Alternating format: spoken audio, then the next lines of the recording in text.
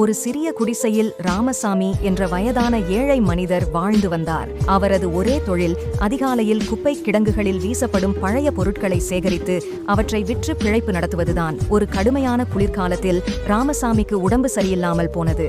அவரால் வேலைக்கு செல்ல முடியவில்லை. பசியும் குளிரும் அவரை மிகவும் வாட்டியது. அவரிடம் அவரது தாயார் கொடுத்த ஒரு பழைய கந்தல் துணி மட்டுமே விலைமதிப்பற்ற பொருளாக இருந்தது.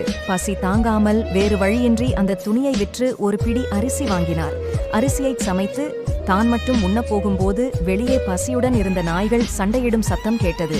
அப்போது அவருக்கு இரக்கம் மேலோங்கியது. ராமசாமி தான் சமைத்த கஞ்சியை தான் வசிக்கும் பகுதியில் உள்ள மற்ற பசியுள்ள ஏழை குழந்தைகளுக்கும் ஆதரவற்றோருக்கும் பகிர்ந்து கொடுத்தார்.